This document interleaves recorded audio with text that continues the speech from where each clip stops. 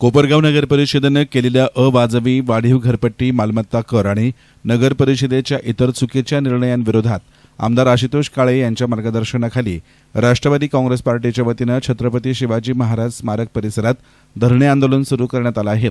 या ठिकाणी अनेक नागरिकांनी हरकतीचे अर्ज दाखल करत आपल्या हरकती नोंदवल्या आहेत। तसेच या आंदोलनाला बुद्धिस्ट यंग फोर्स, मुस्लिम विकास कमिटी अशा विविध सामाजिक संघटना नागरिकांनी पाठिंबा देखील जाहीर केलाय। अवाजवी मालमत्ता कर आकारणी रद्द करावी, कोपरगाव शहरातील 726 ढाब्याचा संपूर्ण हिशोब जाहीर करावा, कृत्रिम पाणी टंचाईबाबत पालिकेकडून खुलासा करण्यात यावा, पावसाळ्यापूर्वी रस्ते खोदण्याचं काम तात्काळ थांबवा आदी मागण्या यावेळी करण्यात आल्या। या आंदोलनाला राष्ट्रवादी काँग्रेस पार्टीचे पदाधिकारी, कार्यकर्ते, नागरिक मोठ्या संख्येने उपस्थित होते। धरणे आंदोलन करण्यामागचा उद्देश खरा तर हा आहे की ज्या पद्धतीने जे घरपट्टी वाढवण्यात आली त्याचं कुठल्याही शासनाचे गाईडलाईन्स त्याच्या मागे पाळण्यात आलेले नाहीये हे प्रथमतः दिसतं। रिकाम्या प्लॉटला पण घरपट्ट्या लावलेल्या आहेत। आता रिकाम्या प्लॉटला नगरपालिका कोणत्या सुखसोयी देते हा मुळात संशोधनाचा विषय। याच्यात कुठल्याही प्रकारचा दिलासा नागरिकांना तसाही नाहीये। पाणी ऑलरेडी जवळजवळ 7 ते 8 दिवसानंतर झालं। त्यातून या घरपट्टीचा वाढीव घरपट्टीचा नोटिसा शासनाने नगरपालिकेने ज्या दिल्या ते चुकीच्या पद्धतीने आहे। त्या देताना पण कुठलेही गाईडलाईन्स पाळलेल्या नाहीये। मुळात नगरपालिकेच्या इलेक्शनच्या दरम्यान 50% महिलांना घरपट्टी माफ होणार असं जाहीरनाम्यात सांगितलं होतं। ते माफ करायचं राहिलं बाजूला, नगरपालिकेने उलट ह्या 200-300% ज्या घरपट्ट्या वाढवण्यात आल्या याचा प्रथमतः आम्ही राष्ट्रवादी काँग्रेसतर्फे निषेध करतो आणि नगरपालिकेने या सगळ्या घरपट्ट्या ज्या वाढवलेल्या आहेत ह्या कमी करून उलट शासनाच्या निर्देशानुसार 100% शास्ती माफ करून या कोपरगावच्या नागरिकांना दिलासा द्यावा असे आवाहन करतो। येत्या 25 तारखेच्या जनरल मीटिंगमध्ये या मुद्द्यावर सखोल चर्चा व्हावी, किंबहुना हा निर्णय व्हावा असे आवाहन आम्ही राष्ट्रवादी काँग्रेसतर्फे करतो। आज आमदार आशुतोष दादा काळे यांच्या विनंतीला मान देऊन इथे सर्वजण आलात। मी ज्येष्ठ नागरिक संघातर्फे सर्वांचं अभिनंदन करतो। माझी स्वतःची घरपट्टी, माझं वाढ वडिलोपार्जित घर, माझा 4थी पिढी तिथे राहते आणि त्या घराचे कुठलेही कायदे नसताना पूर्वीपासून गटारी, सडका वगैरे सगळं झालेलं असून आम्हाला वाढीव घरपट्टी येते।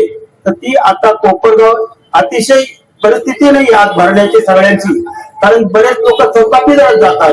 तर यांनी आहे ती वाढीव पट्टी न करता या आमच्या धरणे आंदोलनाला नगरपालिकेने माननीय कलेक्टर, तहसीलदार साहेबांनी सर्वांनी सहकार्य करावं ही मी अशी या ठिकाणी ज्येष्ठ नागरिक संघातर्फे आणि ज्येष्ठ महिला समितीतर्फे विनंती करत आहोत। आणि आज आपण जो धरणे आंदोलनाचा कार्यक्रम आयोजित केला, आमदार साहेबांचं अधिवेशन असल्यामुळे ते हजर नाही, परंतु कोपरगावची परिस्थिती पाहता आमदारांनी जी लढाई सुरू केली तिला आमचा संपूर्ण पाठिंबा राहील मी हे या ठिकाणी आवाहन करत आहे। सर्व कोपरगावकरांनी या वाढीव पट्टीला इथे येऊन आणि त्यांना अर्ज देऊन आपण सर्वांनी त्यांना साथ द्यावी ही माझी विनंती। माझाही अर्ज आज आलेला वाढीव पट्टीचा मी इथे सादर करत आहे। अभिनंदन, सर्व धरणे दरम्यानचे मी अभिनंदन करत आहे।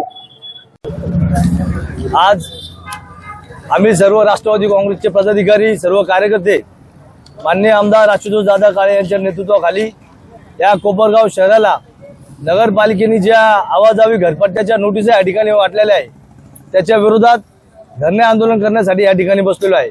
आज आमचा हा पहिला दिवस आहे आणि आपण बघितलं असेल का कोपरगाव शहराला ज्या नोटिसा वाटल्या जात आहे त्या नोटिसाचा वाटल्याचे अमाऊंट त्याच्यामध्ये खूप फरक आहे। म्हणजे आपण बघितलं असेल काही लोकांना पहिले नगरपालिकेची घरपट्टी 6,842 रुपये होती आणि आज तीच घरपट्टी आज त्यांना 25,916 रुपये एवढे अमाऊंट आहे। म्हणजे हा जो फरक आहे हा फरक डायरेक्ट चौकटीने आलेला आहे आणि आमचं म्हणणं त्याच्या ठिकाणी या ठिकाणी आहे की तुम्ही जी घरपट्टी या ठिकाणी लादलेली आहे ती कोणत्या हिशोबाने लादलेली आहे। आपण बघितलं असेल या कोपरगाव तालुक्याचे लोकप्रिय आमदार माननीय आशुतोष दादा काळे साहेब यांनी कलेक्टर साहेब या ठिकाणी आले असतात, त्यांच्याकडे सुद्धा या गोष्टीची मागणी केलेली आहे आणि मुख्यमंत्री साहेबांना सुद्धा या ठिकाणी त्यांनी निवेदन दिलेलं आहे की या कोपरगाव शहराला जी घरपट्टी वाढलेली आहे ती जुन्या पद्धतीनेच व्हावा. आपण बघितलं असेल का कोपरगाव शहराची नगरपालिकेचे इलेक्शन होऊन 6 महिने झालेले आणि जे जे शब्द कोपरगाव नगरपालिकेने या ठिकाणी त्यांना दिलेले होते, जसं आपण बघितलं असेल का 100 दिवसामध्ये आम्ही असं करू आम्ही तसं करू हे बोलून लोकांचे जनतेचे मतं त्यांनी या ठिकाणी घेतलेले होते, त्याच्यातलं एक सुद्धा गोष्ट त्यांनी या ठिकाणी कंप्लीट केलेली नाही. लोकांना आमचे मित्र नगर चौक इम्तियाज भाईंनी सांगितलं का ज्यावेळेस मतदान मागायचं होतं त्यावेळेस त्यांनी या ठिकाणी सगळ्यांना सांगितलं होतं का ज्या ज्या महिलांच्या नावावर घर आहे त्या लोकांची पट्टी आम्ही 50% माफ करू. आज 6 महिने झाले, 3 जनरल बोर्डच्या मिटिंग झाल्या, पण एका सुद्धा जनरल बोर्डच्या मिटिंग मध्ये हा विषय त्यांनी या ठिकाणी घेतलेला नाहीये का महिलांच्या नावावरचे घर या ठिकाणी 50% आपण घरपट्टी माफ करू. आपण बघितलं असेल का आता मागे नगराध्यक्षांनी प्रेस कॉन्फरन्स घेतली आणि त्या प्रेस कॉन्फरन्स मध्ये सांगितलं का या कोपरगाव शहरामध्ये आम्ही एवढे ढापे टाकले, 727 ढापे या ठिकाणी त्यांनी टाकले. आमचं म्हणणं ते नाहीये, त्यांनी प्रेस बघितली मी त्यांची त्या दिवशीची का त्यांनी सांगितलं का हे म्हणतात माझं ते ठिकाणी असं फोटो दाखवला आणि ह्या नगरसेवकांनी बघा ढापे टाकले असं दाखवलं. माझं म्हणणं ते का त्या ठिकाणी आमच्या प्रभागात ढापे पडले नाही आम्ही असं म्हणत नाही, पण आमची जी संख्या आहे का जशी तुम्ही सांगितलं का 1 नंबर मध्ये एवढे, 2 नंबर मध्ये एवढे, 3 नंबर मध्ये एवढे, ही संख्या जर नगराध्यक्षाकडे आहे आणि जर आम्ही कोपरगाव नगरपालिकेकडे त्याची माहिती मागतो तर कोपरगाव नगरपालिकेकडे ती संख्या उपलब्ध नाही, याचा अर्थच 100% त्याच्यामध्ये भ्रष्टाचार झालेला आहे असं आमचं म्हणणं आहे. येस्तान मीडियासाठी प्रतिनिधी युसुफ रंगरेज, कोपरगाव.